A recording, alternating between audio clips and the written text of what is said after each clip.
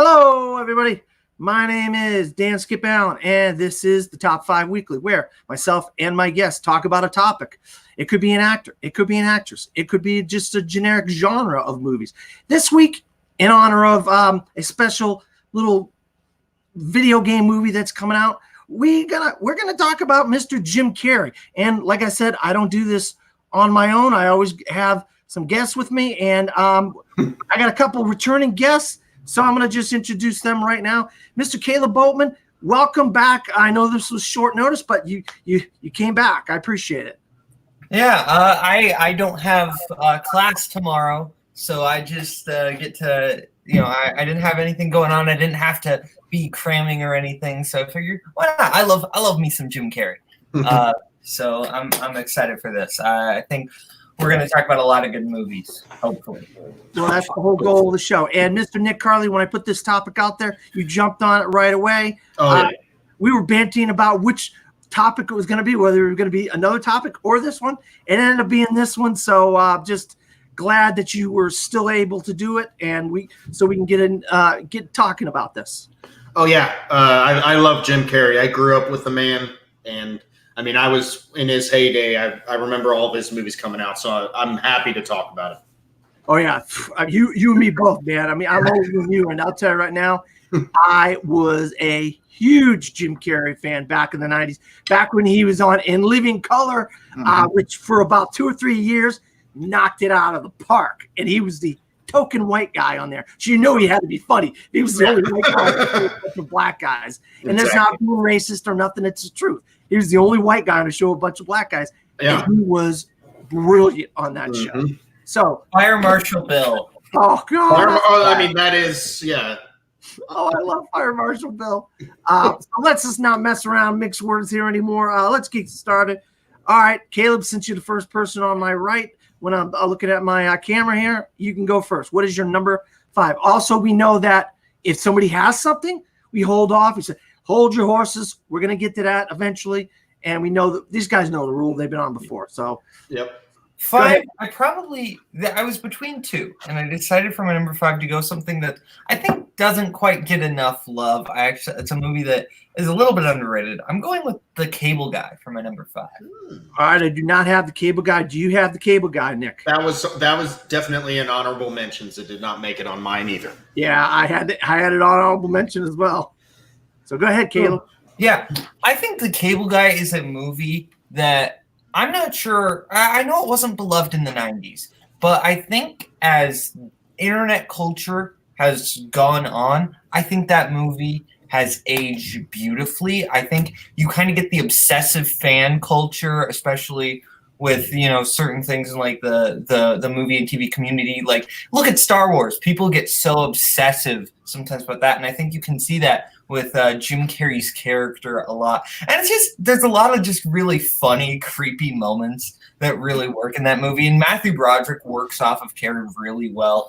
And, not the directorial debut of Ben Stiller, but his second film that he did. And he worked with a lot of people that he would go on to work with a lot, like Owen Wilson and Jack Black. I think it doesn't quite get enough love for just being really hilarious. I'll tell you, Nick, you go ahead first. I have something I want to say about this. No, it's a great movie. I love it. I've only seen it maybe twice ever since it's come out, so that's why it didn't quite make my list. I didn't watch it as much as some of these others. But no, just that, yeah. I mean, Jim Carrey's brilliant, and like you said, the dynamic between him and Matthew Broderick was very entertaining. And I loved the whole medieval, the medieval castle, dine-in scene was hilarious. That's the one thing that sticks out in my head. But anyways, yeah, it's a great movie. Like I said, it barely missed, mainly because I didn't watch it as much as I should have. Well, I'll tell you something, Cable. Cable. See, Cable Guy, Caleb. Got me messed up here. Let me tell you something, Caleb. The Cable Guy, when it first came out, I actually didn't like this movie. It took me multiple viewings and years go by to really appreciate the dark comedy in The Cable Guy. It wasn't like his stuff from 1990 is it 96? I believe is that what the breakout years 96? Well, 96 is when the Cable Guy came out. His breakout year was 94. 94 was the breakout big year. Okay, we're not going to get into that yet. Yeah. But I absolutely love the stuff in 1994. So when he decided to do something different and do a dark comedy like this, I was like, oh man, this isn't Jim Carrey. This wasn't what I'm looking for.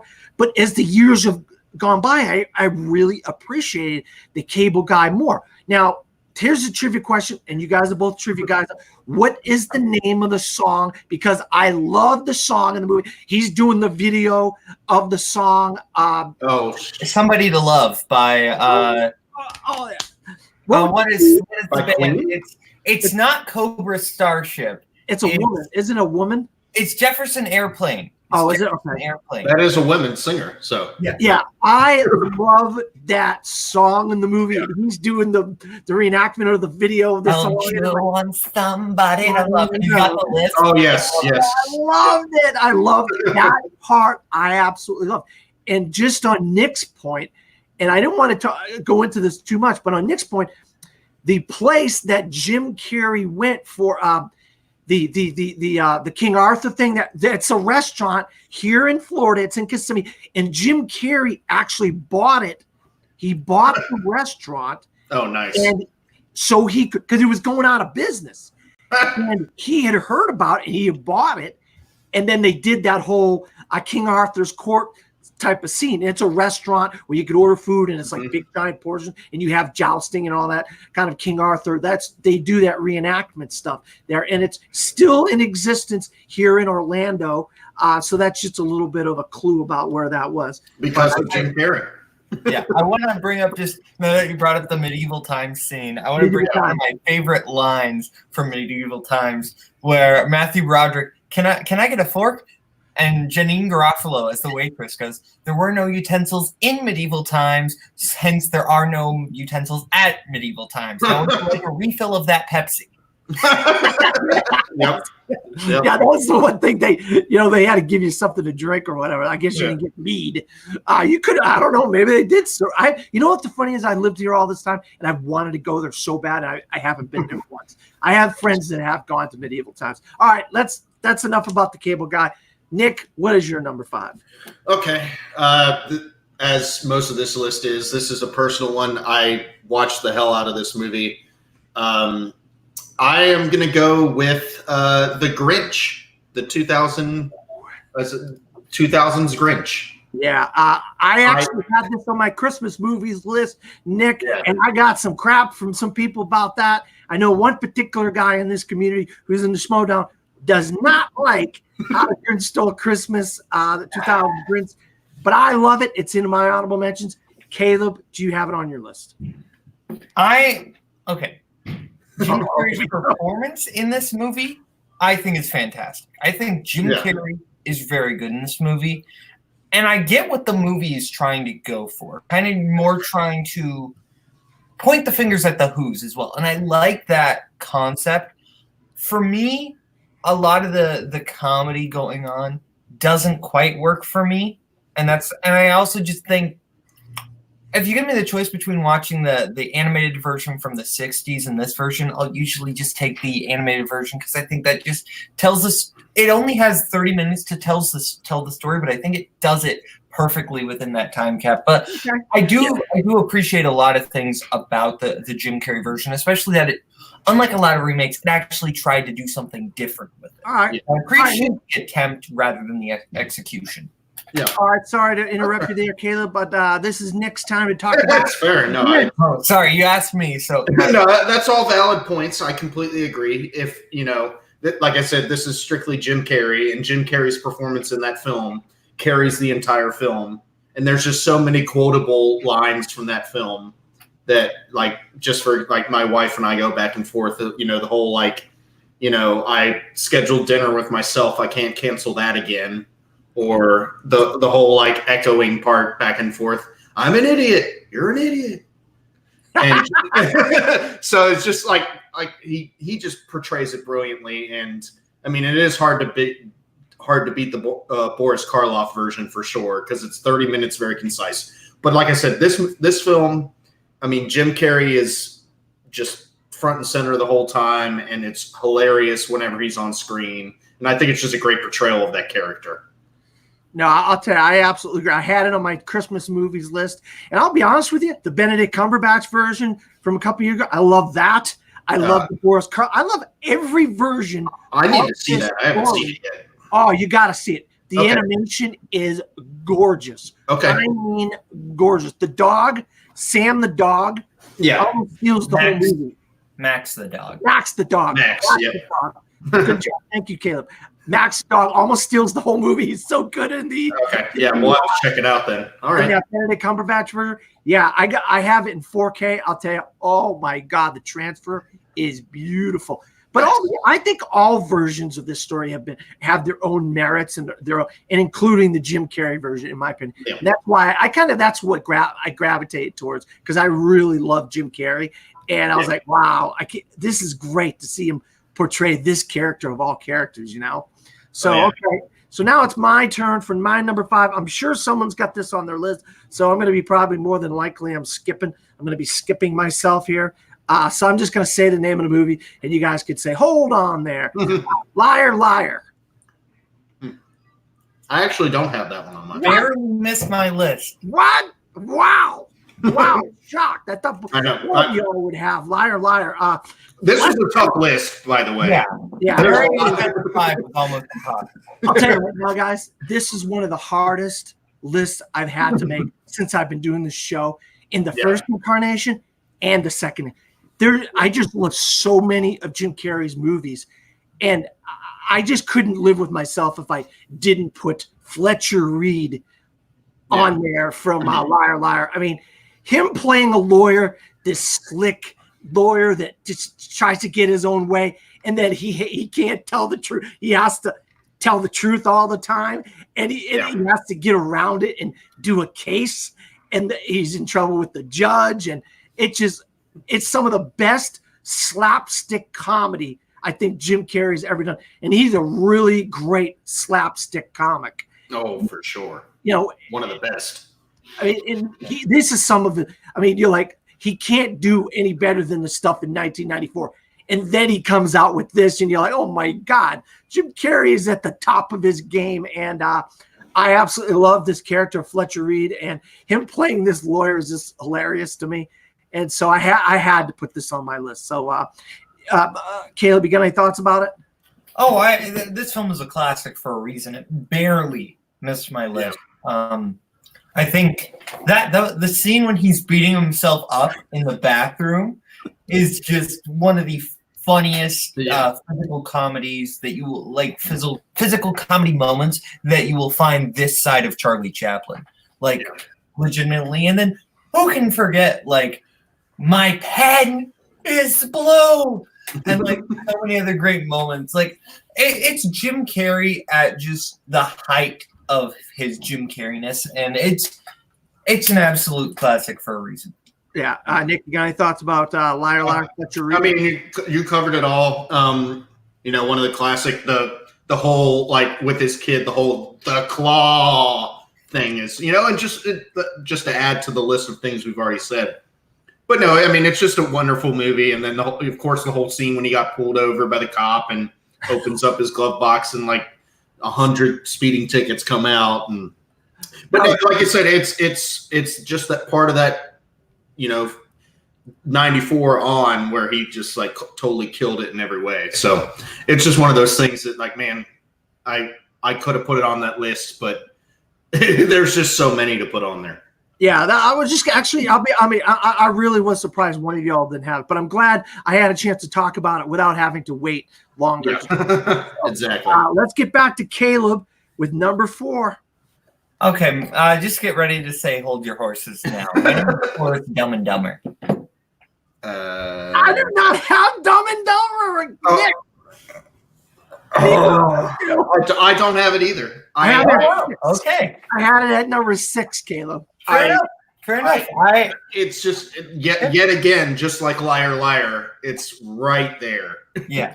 No, I get that. Like this was a very tough list, and I think most of like that era of Carrey is like so it's almost just like, what did you watch the most? You know, Dumb and Dumber was not a movie that I loved the first time I saw it, and I think it was partially because I knew all the jokes just because my brother would quote it to me, my dad would quote it to me, everybody at school. Like, I kind of knew everything about the movie before having seen it, but kind of revisiting it again, like a couple years ago, and then again after that, I really have started to appreciate this movie every time I rewatch it. I think Carrey is hitting something special here with his on-screen chemistry with Jeff Daniels. I think they just work off each other so well, and it is a movie that is largely based on them, and I think there are just so many moments that just elevate the movie. I mean, who can forget You Sold My Dead Bird to a Blind Kid? You know, pretty bird. It's a comedy classic for a reason. Everybody knows the lines. It's iconic. It is what it is.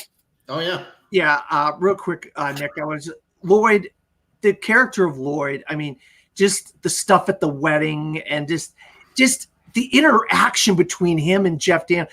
You think Jeff Daniels, this guy is like one of the best dramatic actors. If you ever seen like The Newsroom and Steve Jobs and stuff like that, this guy gave one of the best performances of a career in a role that you like, there's no way Jeff Daniels could do. And he blows it out of the park opposite Jim Carrey. And they just keep elevating each other in this film.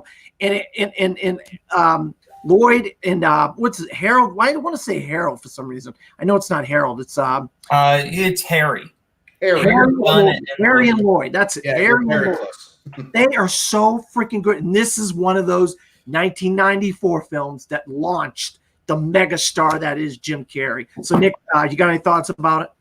I mean, it's just a great. I mean, it's such a hilarious film, you know, and like the whole dynamic between him or Lloyd, Harry, and the other guy that picks him up. It's like, you want to hear the most annoying sound in the world, like you said, the quotes are out the door of how many like. Everyone knows at least a few quotes from this movie.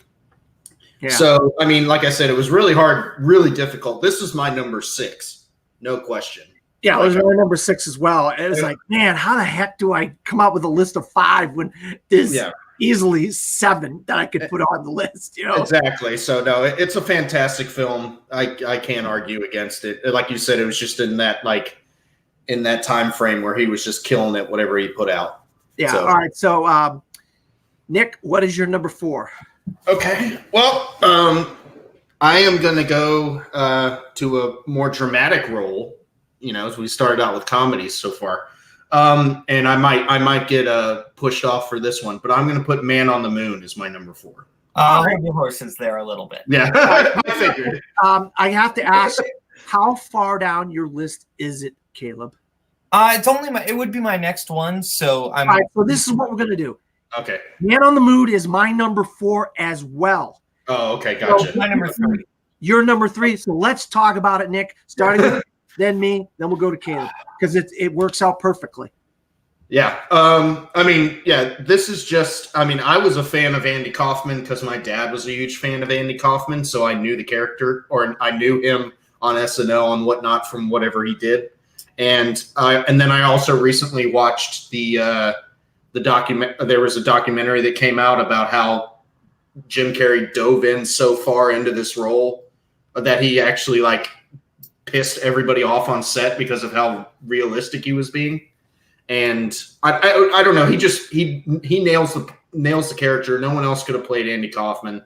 And, the Danny DeVito was great in it.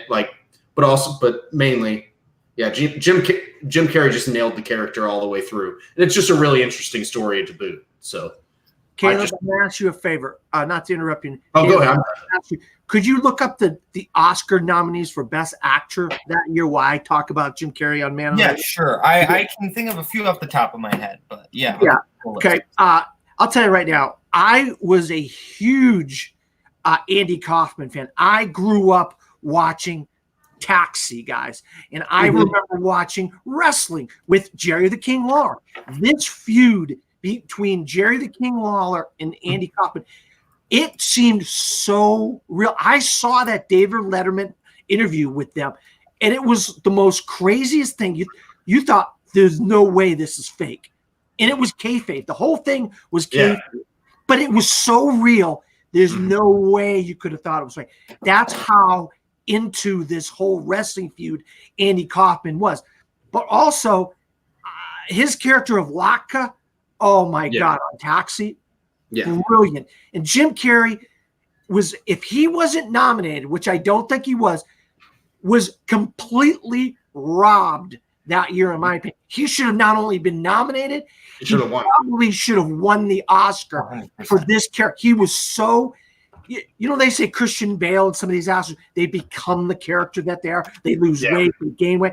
Well, that's what happened with Jim Carrey and Man on the Moon, Andy Kaufman. He became Andy. I didn't see Jim Carrey. I saw Andy Kaufman in this movie. And I'll tell you right now, Milos Forman, brilliant film. Danny DeVito. This guy, Jim Carrey, was incredible. Caleb, take it away. Yeah, so just to answer your question, Jim Carrey was not nominated. The nominees were Kevin Spacey for American Beauty, Denzel Washington for the Hurricane, Russell Crowe for The Insider, Richard Farnsworth for The Straight Story, and Sean Penn for Sweet and Lowdown. All right, I could take at least one of them out and put Jim Carrey in there. At least Sean Penn, get him out of there. Get him out of there. Yeah. Jim Carrey should have been nominated for an Academy Award. I think he should have won that year. You're hitting the nail on the head because Kevin Spacey wins for the portrayal of American Beauty, but Jim Carrey was far and away the best performance by any actor that year. And it once again shows that they will not nominate comedic actors in dramatic roles. Same thing happened this year. Adam Sandler. Yeah, it's like we could have a whole episode about that. Yeah. Okay, now you discuss now. I appreciate you looking that up for me, Caleb. Yeah. I mean, I was in the camp of I had no idea who Andy Kaufman was before I saw Man on the Moon, and I watched it. I actually watched it because I love the REM song. I'm a big REM fan, and I heard the REM song, and then I was like, "Oh, this is connected to a Jim Carrey movie. I should watch it." And I was kind of blown away. Jim Carrey is doing something very different. This might be my personal favorite performance of Carrey's, though not necessarily my number one favorite movie. Probably, I think, his best work just as an actor. I think he's just fantastic in it. Just even looking at his eyes, the movement with his eyes in this, like everything just feels so good. And they very well explain who Andy Kaufman was and how game-changing what he did was. Like, just I love that Andy Kaufman bit of Latka doing the impressions, and they're all awful, and then he does the good Elvis Presley impression, and defies everybody's expectations. And it's directed by the brilliant Milos Forman. One for The Cuckoo's Nest and Amadeus, and I mean, trilogy of films. And I mean, it's one of Jim Carrey's best performances by far. Yeah, arguably his best. But all right, Nick, we're gonna go to you for your number 3 now. Ooh, okay. I might get ousted out for this one too. My number 3 is The Truman Show. Yeah, hold your horses there. Yeah, I figured. Hold your horses. I know it's low. We knew we're going to start getting to that point where we're going to start.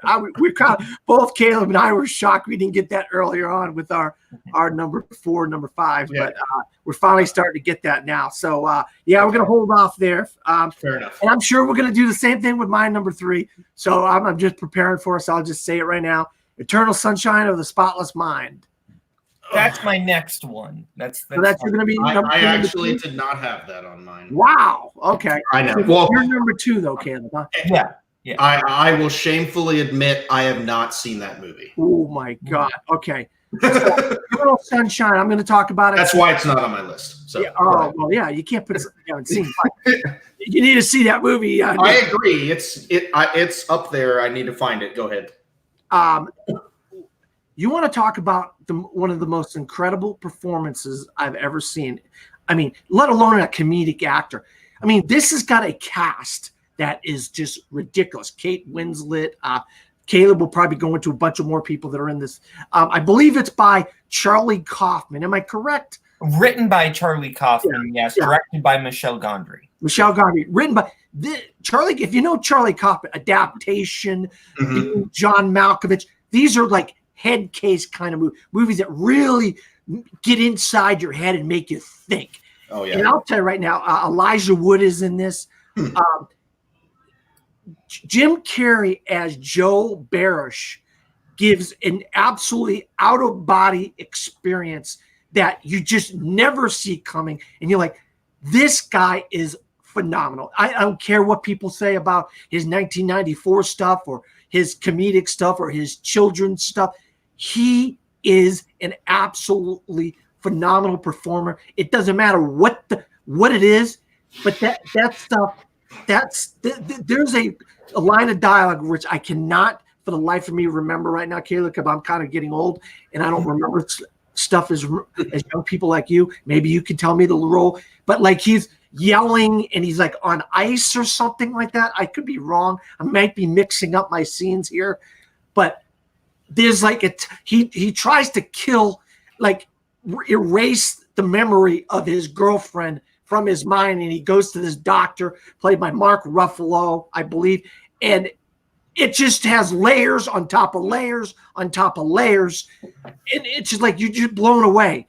The further this movie goes and goes to the next level, you're just more blown away by Jim Carrey and the performance in the movie as a whole. I talked a lot about it, Caleb. Maybe you could go off with some of the things I said. Yeah, no, you're basically right. The doctor, the main doctor that Jim Carrey goes to is Tom Wilkinson, but that's right. Elijah Wood and Mark Ruffalo and Kirsten Dunst are like the people doing the procedure. Actually, yeah, on Jim Carrey. But you were basically right. You also have like David Cross in this movie, who I just love David Cross because I'm a big Arrested Development fan. But no, like you have all those great performances, but it really is about Jim Carrey and Kate Winslet, who are perfect, absolutely perfect in this movie. And I think Jim Carrey is at his most quiet in this movie. You don't get a lot of quiet Jim Carrey performances. You can have some dramatic performances, but not a lot of just quiet Jim Carrey performances. He's very quiet, very reserved, and it really works. It's very different to see Jim Carrey like this, just completely depressed, but it's fantastic. And obviously, you've got the crazy visuals going on. They did like they went into like the filming of it, and they did like basically optical illusions for some of it. It wasn't like CGI. Like they literally basically just filmed some things that were just optical illusions, and that's super cool. And just the way that the movie structure just completely feels like the way somebody would kind of be remembering things in this kind of way. I think it's just fantastic, and it's a trip of a movie. It is very a lot of things going on, but it's done incredibly well. I don't believe it won the. Actually, yes, this is the one that Charlie Kaufman did win his Oscar for, and that's what I thought. Very Kate Winslet was nominated for an Academy Award as well, right? What? Sorry. Kate Winslet was nominated for an Academy Award. Was. She did not win. Hilary Swank won for $1 Million Baby that year. Yeah. Fair enough. So, does what we talked about, Nick, make you want to go see this movie now? Well, like I said, it was already on my. It's like I need to go out and rent it. I'm sure I can find it somewhere. But no, it's just been one of those that I keep pushing away. But I will find a way to watch this movie because, like I said, I love Charlie Kaufman. I loved Adaptation and Being John Malkovich are some of my favorite films ever. So there's really no reason why I shouldn't have watched this movie so far. Yeah, well, then you're gonna love this. If you love those two, you're gonna love it. Okay. This is like the best of both of those two combined in one. Nice. All right. Well, there we go. So we're going back to Caleb with your number 2. My number 2 was Eternal Sunshine. Oh, it was? Okay. So now to Nick Harley. Okay. So we're going to Nick's number 1, but Nick's number 1, I believe, is going to be somebody else's number 2 or whatever. I think or Well, I don't know. Do I need to do my number 2? I haven't done my number 2. You haven't. All right, that's who you're talking about then. That's okay. Okay. My number 2 is good old Stanley Ipkiss from The Mask. Wow, I have it at number 7. And I had it on my list. And you know what? Real quick, Nick, I had it on my list and I forgot I didn't put Andy Kaufman, and I took it off my list because I was like, oh, wait, I got to put Andy Kaufman on my list. So that's a little bit insight into my thinking. But Mask, oh, God. Go ahead. I mean, it's just, You don't have that, do you, Caleb? No, I don't. Okay, all right, go ahead, Nick. Sorry. But, to add on to the 1994, best year of Jim Carrey's life. But yeah, no, this movie is just absolutely hilarious all the way through, and it's just a fun, like the whole. Sorry, I'm doing multiple things in my head here, but like the Cameron Diaz's character is fantastic. They have a great little thing going on, and I don't know. I feel like it was a really good epitome of Jim Carrey's slapstick comedy and just letting him do whatever the heck he wants. And, a lot of quotable lines. And it's just a great film overall. I thought it's one of his funnier movies he's ever made. Smoking!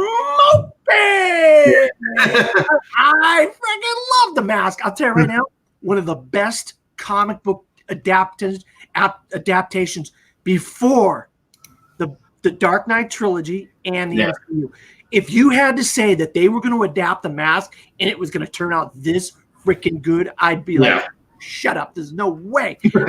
He was brilliant. Absolutely brilliant. And it's the coming out party for Cameron Diaz. I'm just quoting my buddy Scott Mance, my buddy Scott Mance. It's Cameron Diaz. I just was shocked that he said that. But I love The Mask. I cannot say enough. What a great role. Caleb, you got any thoughts on The Mask? Yeah, no, I love The Mask. It's a classic for a reason. I agree with you definitely. One of the best, like, pre-2000s comic book movies, without a doubt. And I'm not a big Cameron Diaz fan. I think she's hilarious in this. Yeah. She is, like, perfect in this movie. Agree.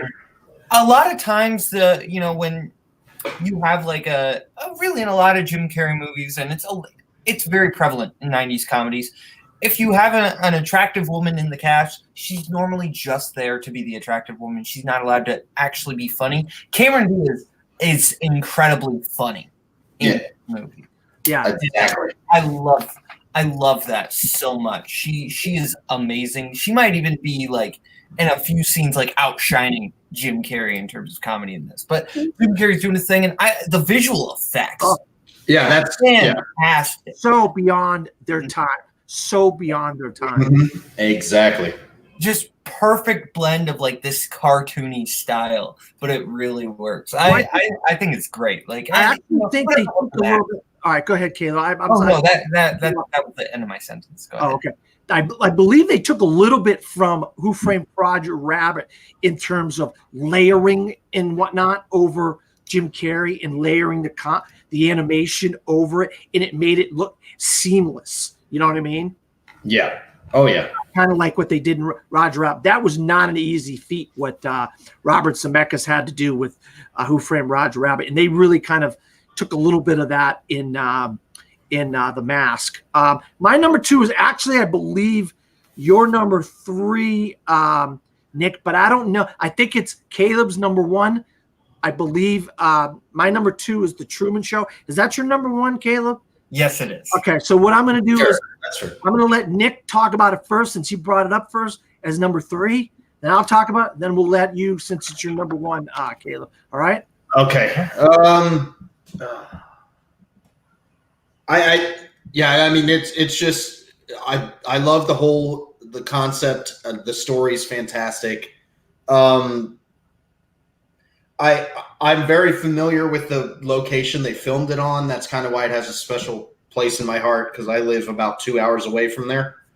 And it's just the whole concept of, I mean, and it's just very relatable to today of following someone's life all the way, every single point. And just the evolution of Jim Carrey, like slowly figuring out what's happening and trying to like figure out does he want to leave or what exactly he wants to do, and it's just beautifully shot. Like the scenery is fantastic, and I know this is Jim Carrey's thing, but Ed Harris's character is absolutely brilliant in this film. So it's just, it's just a extremely entertaining film from beginning to end, and another pretty solid dramatic turn from. I mean, there is plenty of comedy in it as well, but that's not the main focus. And it's very well done all the way through. No, absolutely. Yeah. This is when you started to see Jim Carrey turn the corner and realize that this guy could be a dramatic actor. It's true. The Truman Show was an absolutely breathtakingly beautiful movie in so many ways. And Truman Burbank, the character that he plays, it's this man who grew up inside this bubble and this whole world, and the whole world was watching him grow up. Now, we watch shows like Survivor and all these different shows.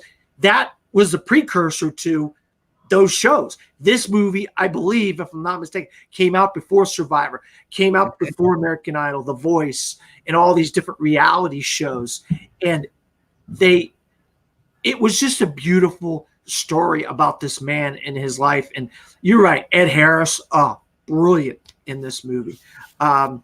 Caleb, I know it's your number one, so you probably got a lot to say about this. Yeah, I think this movie is just amazing. You have Jim Carrey, he's kind of doing the Jim Carrey thing, but he's kind of not.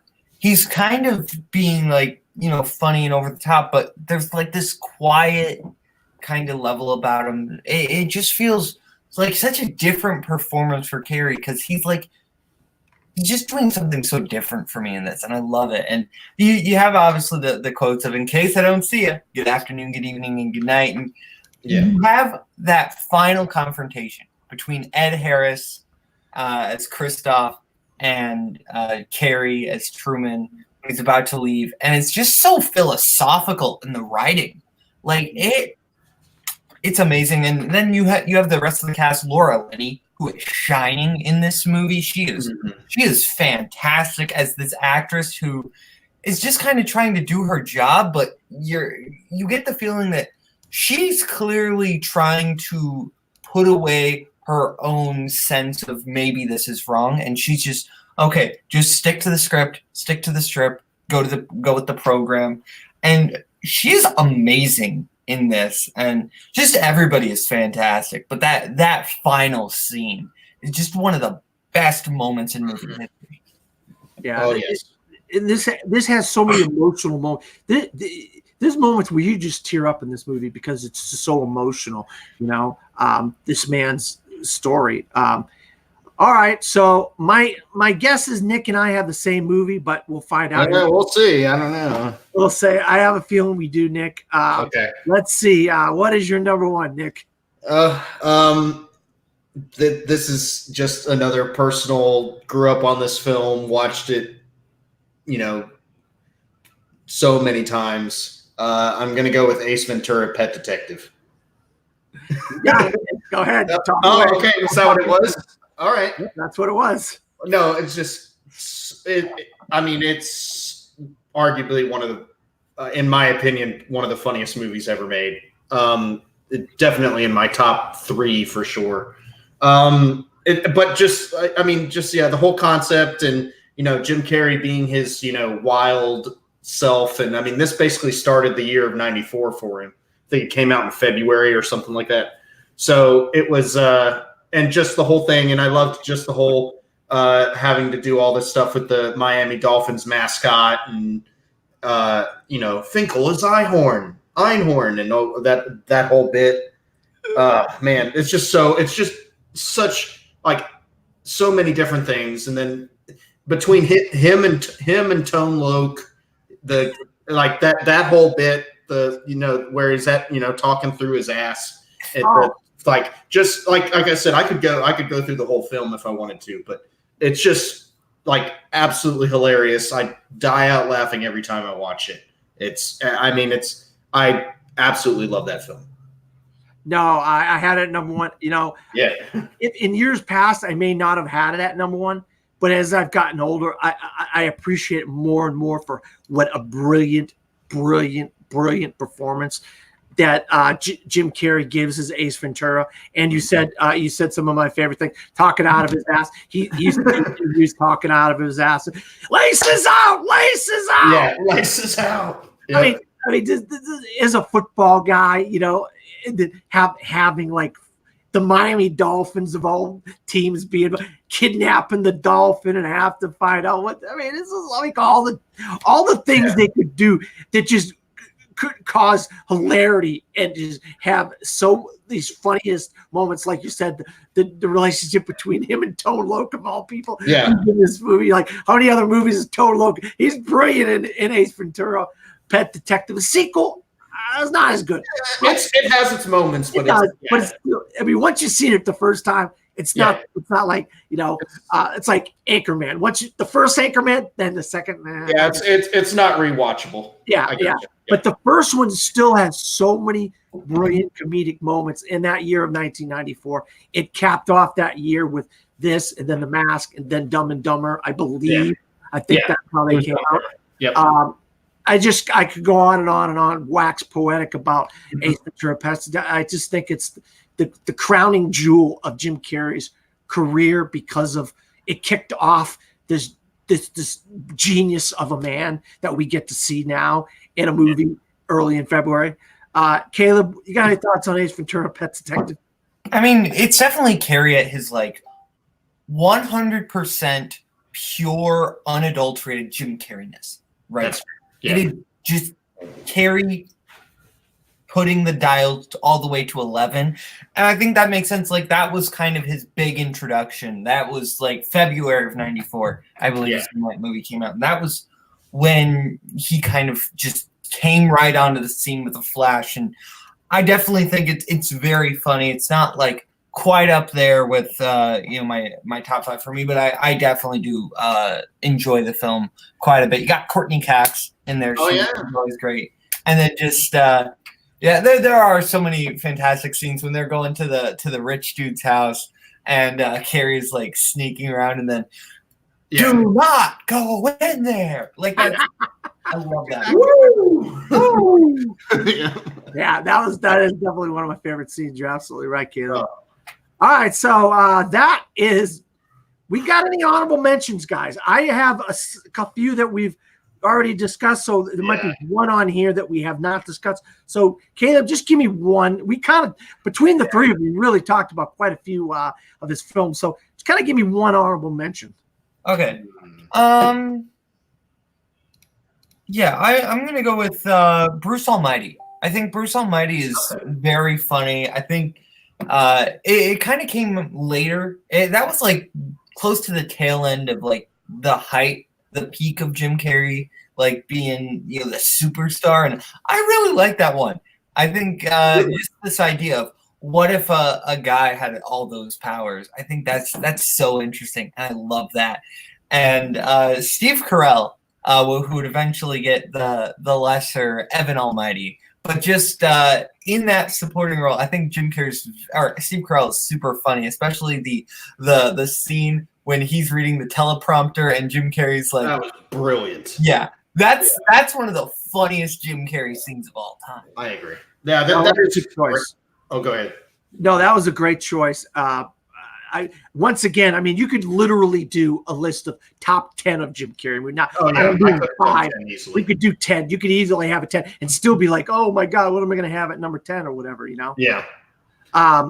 Nick, go ahead with say what you want about Bruce Almighty, then give me an honorable mention as well. I mean, that is a very, very entertaining film. It's a great interpretation of if a random dude got the powers of God, what would he do with it? And just and then Jennifer Aniston was a very good significant other in that film, and just like answering all the emails and all that stuff. And like I said, it is a very funny film. Another one that I liked a lot that kind of snuck in, but I got quite a few chuckles out of it, was Yes Man.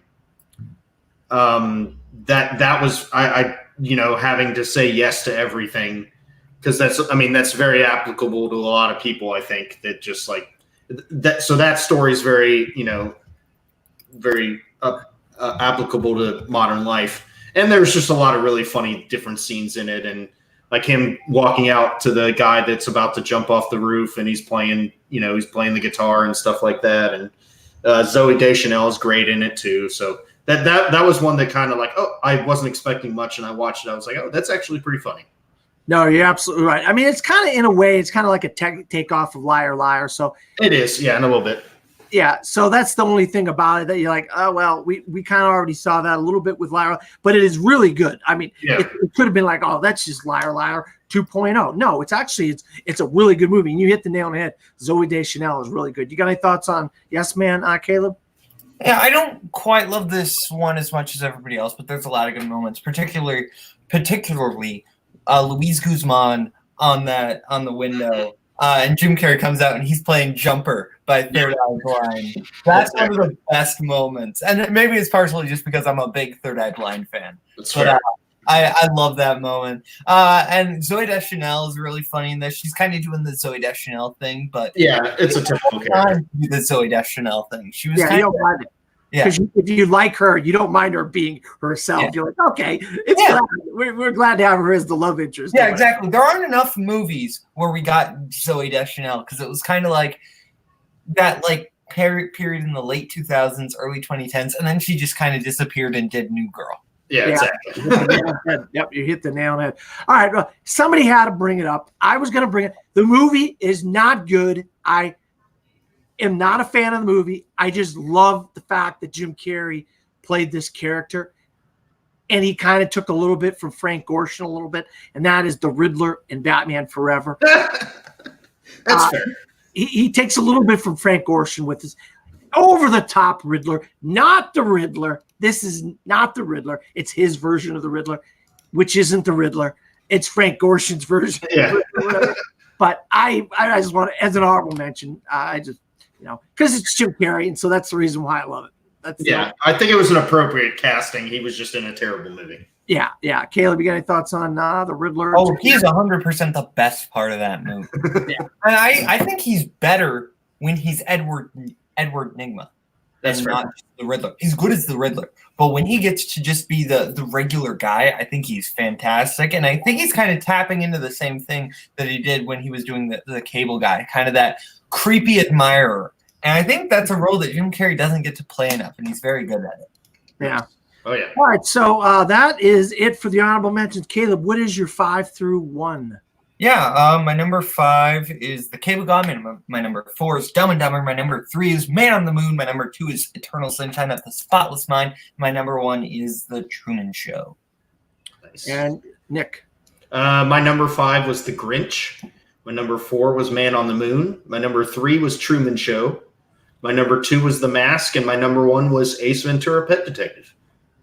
And my number 5 was Liar Liar, Fletcher Reed. Number 4, Man on the Moon, Andy Kaufman. Number 3, Eternal Sunshine of the Spotless Mind, Joel Barish. Number 2, The Truman Show, Truman Burbank. And number 1, Ace Ventura, Pet Detective, Ace Ventura. Caleb, where can you be found? You can find me on Multiplex, playing trivia over there, and also running the movie Warzone League. You can find me over at the New British Empire, NBE, where we do Schmo Center. That is the Facebook page, and it's usually broadcast on YouTube to the Featured Presentation Trivia League, where Nick Carley is a writer for that league. You can find him there probably. Also find me just playing in all the other trivia leagues, Full Metal and whatnot. Yeah.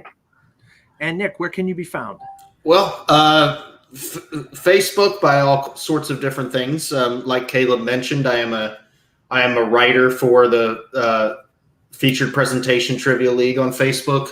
I am also an editor for the Full Metal Trivia. But great job doing that. I might add. But so I've started doing that. But if you just search Nick Carley on Facebook, that's the best way to reach me. I'm always on there at some point or another. And at some point, cheering for teams from Pittsburgh, I think. Yeah, sometimes. dang, Penguins beat my Bruins today. Oh yeah. Yeah, that's all right. I just figured I'd give you a little props. You beat my dang Sidney Crosby. He's always a thorn on my side. And you can find me at Dan Skip Allen on Facebook, Twitter, Instagram, and Pinterest. Or I write movie reviews. I actually restarted my own movie blog back up from the fourth row at WordPress.com.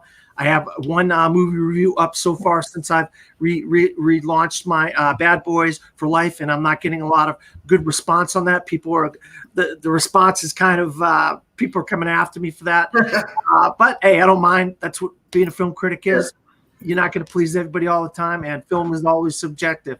And I also write for another website called disappointmentmedia.com, where I have different articles about the best actors and actresses and top 10 movies of the decade of 2010s and 2019 and all kinds of different articles on there. So if you want to read anything that I have written, and previously I do not write for them anymore, but I still have a lot of articles on there. That's cinesportstalk.com. That's cinesportstalk.com, where I wrote about sports and movies, and I did my bunch of articles recently as well before I needlessly do not work for them anymore. And that's all I'll say about that. So for Caleb and for Nick, good evening, everybody.